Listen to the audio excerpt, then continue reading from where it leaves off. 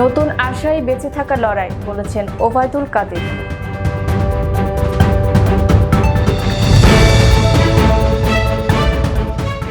Corona সংক্রমণ রোধে সারা দেশে লকডাউন শুরু।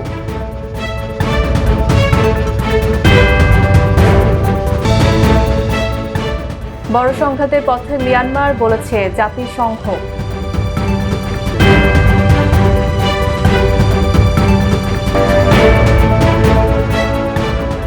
চ্যাম্পিয়ন্স লিগের সেমিফাইনালে পিএসজি।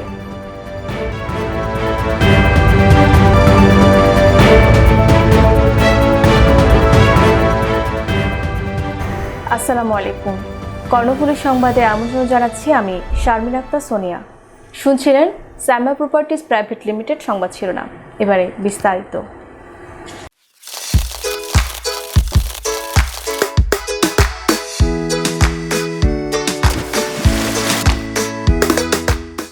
সাইমা সুপার শপ, সাশ্রয়ী মূল্যে সর্বোত্তম পণ্য। আওয়ামী লীগের সাধারণ সম্পাদক এবং সড়ক পরিবহন সেতুমন্ত্রী ওবায়দুল কাদের বলেছেন, নতুন বছরে নতুন আশার মালা গেঁথে বাঙালির বেঁচে থাকার লড়াই চলবে। আওয়ামী লীগের পক্ষে দেশের সর্বস্তরের জনগণকে বাংলা নববর্ষ ও পবিত্র মাহে রমজানের শুভেচ্ছা জানিয়ে বলেন, করোনা কবলিত বাংলাদেশে আবার এসেছে বাঙালির উৎসবের সবচেয়ে প্রাণবন্ত দিন পহেলা বৈশাখ। আওয়ামী লীগের সাধারণ সম্পাদক ওবায়দুল কাদের সকালে তার সরকারি বাসভবনে নিয়মিত ব্রিফিংকালে আরও বলেন, এবারকার বৈশাখ এসেছে প্রাণহীন এক বৈরী পরিবেশে, জীবনের এক নিষ্ঠুর বাতাবরণে। আমি বাংলাদেশ আওয়ামী লীগের পক্ষ থেকে দেশের সর্বস্তরের জনগণকে নববর্ষের শুভেচ্ছা জানাচ্ছি পবিত্র মাহে রমজানের শুভেচ্ছা। সার্বজনীন বৈশাখী আবেগ উচ্ছ্বাস হারিয়ে গেছে মহামারী করোনার আতঙ্কের অন্ধকারে। তবু নতুন আশার মালা গেঁথে বাঙালির বেঁচে থাকা নিরন্তর লড়াই চলছে।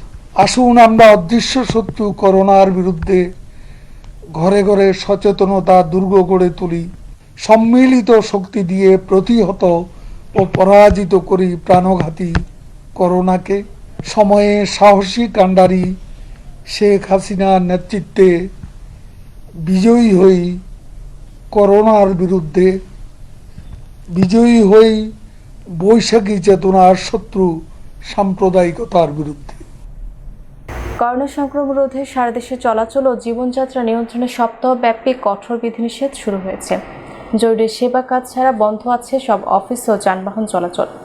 সরকারি বিধিনিষেধ কার্যকর বিভিন্ন সড়কে চেকপোস্ট বসিয়ে যানবাহন ও মানুষের চলাচল নিয়ন্ত্রণ করছে আইন শৃঙ্খলা রক্ষাকারী বাহিনী। অকারণে কেউ বের হলে জরিমানা করা হচ্ছে।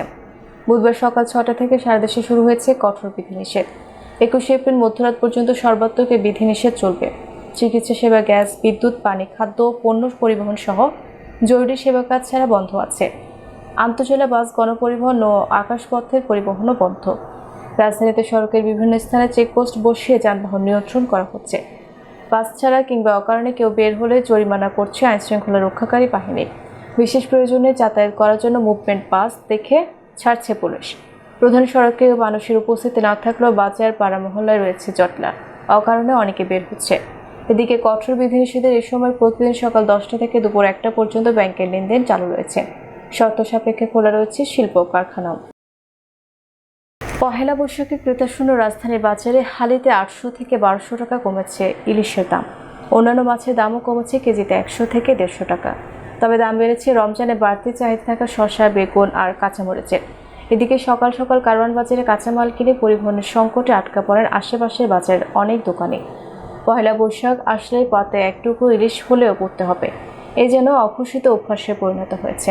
আর সময়টা ইলিশের প্রজনন মৌসুম হবে, বন্ধ থাকে মাছ ধরা। এরপরও ক্রেতা চাহিদার সুযোগে দাম বাড়িয়ে দেন বিক্রেতারা।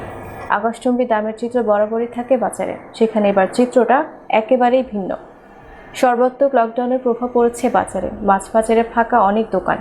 যারা দোকান সাজিয়েছেন তারা জানান, চাহিদা না থাকায় কমেছে, তবে রমজানের অনুষঙ্গে কিছু পণ্য বিক্রি হচ্ছে বাড়তি দামে। শসায়, বেগুন, কাঁচামরিচ আর টমেটো বিক্রি হচ্ছে কেজিতে 5 থেকে 10 টাকা বেশিতে। তবে ক্রেতা কম থাকায় মাল পচে নষ্ট হওয়ার আশঙ্কা তাদের। মাংসের বাজারেও ক্রেতাশূন্য পরিস্থিতি। মুরগির দাম কিছুটা কমলেও গরুর মাংস বিক্রি হচ্ছে বাড়তি দামে। তবে লকডাউনে পণ্য সরবরাহে কোনো সংকট নেই বলে জানিয়েছেন বিক্রেতারা। যথারীতি প্রতিবারের মতোই দূর দূরান্ত পণ্যবাহী ট্রাক ঢোকে রাজধানীর কারওয়ান বাজারে। ঢাকার নবাবগঞ্জ উপজেলা মাহে রমজান উপলক্ষে সোনাবাজু ওয়েলফেয়ার সোসাইটির উদ্যোগে ইফতার সামগ্রী বিতরণ করা হয়েছে। বুধবার সকালে উপজেলার জয়কৃষ্ণপুর ইউনিয়নের সোনাবাজু এলাকায় স্বাস্থ্যবিধি মেনে ও সামাজিক দূরত্ব বজায় রেখে দরিদ্র ও অসহায় পরিবারের মাঝে এসব ইফতার সামগ্রী বিতরণ করা হয়। সংগঠনটি উপজেলার সোনাবাজু এলাকার 165টি পরিবারের মাঝে ইফতার সামগ্রী হিসেবে চাল, তেল, খেজুর, ছোলা বিতরণ করে। মানবতার সেবার লক্ষ্যে সোনাবাজু ওয়েলফেয়ার সোসাইটি 2021 সালে যাত্রা শুরু করে। অসহায় ও দরিদ্র পরিবারের পাশে থেকে মানব সেবায় কাজ করছে সংগঠনটি। এ সময় উপস্থিত ছিলেন আব্দুল হালিম মিয়া, রহিজ দেওয়ান, সিরাজ দেওয়ান, খোরশেদ আলম, ফরিদ আহমেদ, একে বুলবুল খান, মাসুম রেজা, আব্দুর রব মিয়া ও হাসিবুল হাসান সহ সংগঠনের সদস্যরা।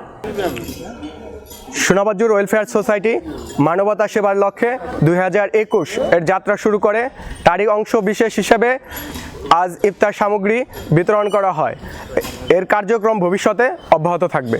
ময়মনসিংহে কড়াকড়ির মধ্যে পালিত হচ্ছে লকডাউন। বুধবার সকাল থেকে নগরীর সবকটি রাস্তাঘাটে ফাঁকা রয়েছে। একটি রিক্সা ও অটো ছাড়া রাস্তায় তেমন কোনো বাহন দেখতে পাওয়া যায়নি। এদিকে লকডাউন বাস্তবায়নে পুলিশের পাশাপাশি র্যাবের টহল জোরদার রয়েছে। পুলিশ জানিয়েছে, নগরীতে লকডাউন বাস্তবায়নে তাদের 13টি টিম কাজ করছে। যারা অযথা ঘর থেকে বের হচ্ছে তাদের কারণ দর্শানো হচ্ছে। বিশেষ প্রয়োজনে পুলিশের অনুমতি ছাড়া কেউ কোথাও যেতে পারবে না। তবে এদিকে কাঁচা বাজারে স্বাস্থ্যবিধি ছাড়াই জটলা জমাচ্ছে ক্রেতা বিক্রেতারা।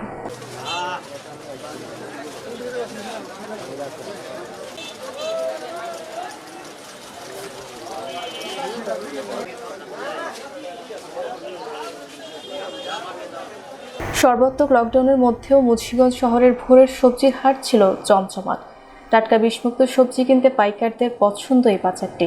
তবে রোজের প্রথম দিনে বুধবার দাম ছিল কিছুটা চড়া। লকডাউনের মধ্যেও জেলা শহরের প্রধান সড়কে জমজমাট বসেছিল সবজির মেলা। টমেটো, আলু, বেগুন, গাজর, সজনে ডাঁটা, ক্যাপসিকাম সহ মৌসুমের সব সবজির সমারোহ ঘটে এই বাজারে। জৈব সারে উৎপাদিত কীটনাশকমুক্ত সবজি সরাসরি ক্ষেত থেকে নিয়ে আসেন কৃষক। তাই ক্রেতাদের কাছে এই হাটের কদর বরাবরই বেশি। লকডাউনের কারণে বাজার রোডের পুরনো সড়কের পরিবর্তে পার্শ্ববর্তী মুক্তিযুদ্ধ কমপ্লেক্স সংলগ্ন বঙ্গবন্ধু শেখ মুজিব সড়কে নিয়ে আসা হয়েছে সবজির হাট বলে জানান মুন্সিগঞ্জ সবজি হাট পরিচালক মাহবুব আলম। লকডাউনের কারণে শত বছরের প্রাচীন এই হাটটি প্রতিদিন 2 ঘন্টার মতো চলে। ফরিদপুরে কঠোরভাবে পালন হচ্ছে লকডাউন। সকাল থেকে বিভিন্ন পয়েন্টে আইন শৃঙ্খলা রক্ষাকারী বাহিনীর তৎপরতা ছিল চোখে পড়ার মতো। লকডাউনের কারণে অফিস আদালতের সাথে বন্ধ রয়েছে সকল মার্কেট ও দোকানপাট। বাস, ট্রেন চলাচল সহ বেশিরভাগ যানবাহনই বন্ধ রয়েছে।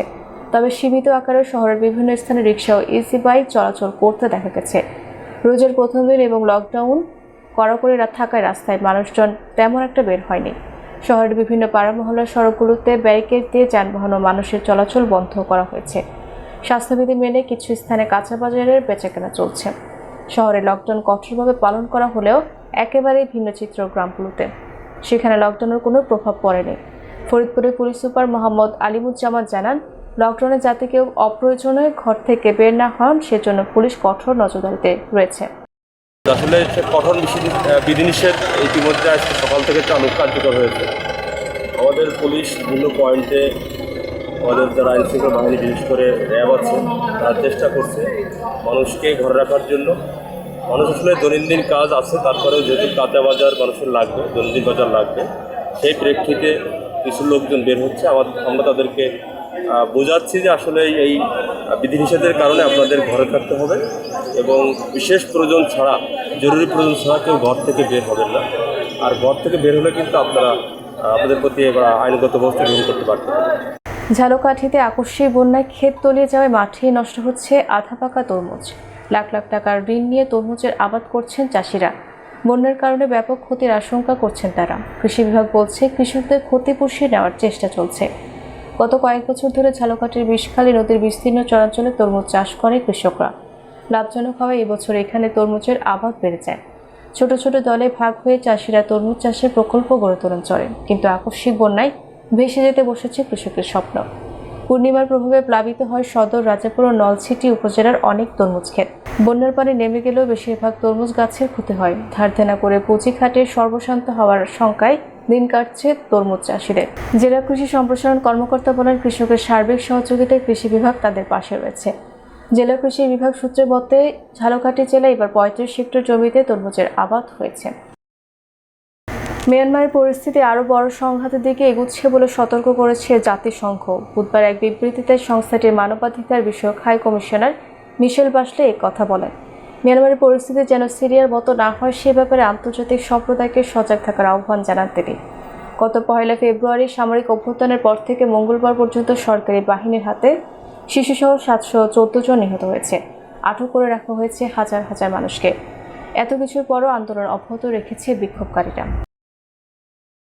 গত আসরে চ্যাম্পিয়ন্স বায়ার্ন মিউনিখের বিপক্ষে হেরেও অ্যাওয়ে গোলের সুবাদে চ্যাম্পিয়ন্স লিগের শেষ 4 নিশ্চিত করেছে পিএসজি।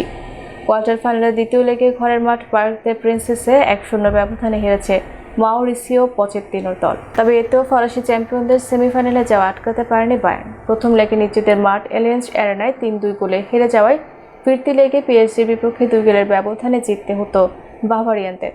2 লেগ মিলিয়ে স্কোরলাইন 3-3 হলে অ্যাওয়ে গোলের সুবাদে শেষ 4 নিশ্চিত করে নেইমার এমবাপ্পেরা।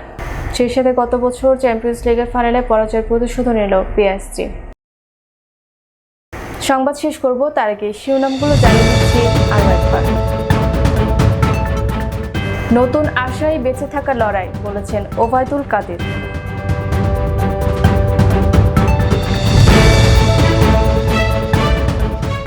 করোনা সংক্রমণ রোধে সারা দেশে লকডাউন শুরু।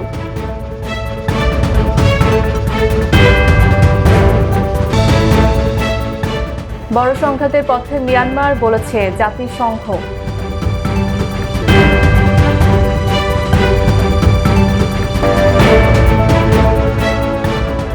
চ্যাম্পিয়ন্স লিগের সেমিফাইনালে পিএসজি।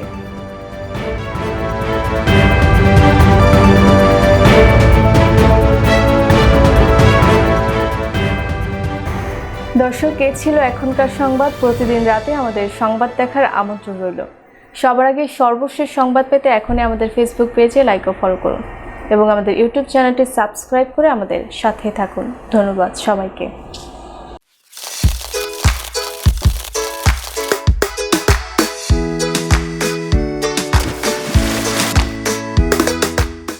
সাইমা সুপার শপ, সাশ্রয়ী মূল্যে সর্বোত্তম পণ্য।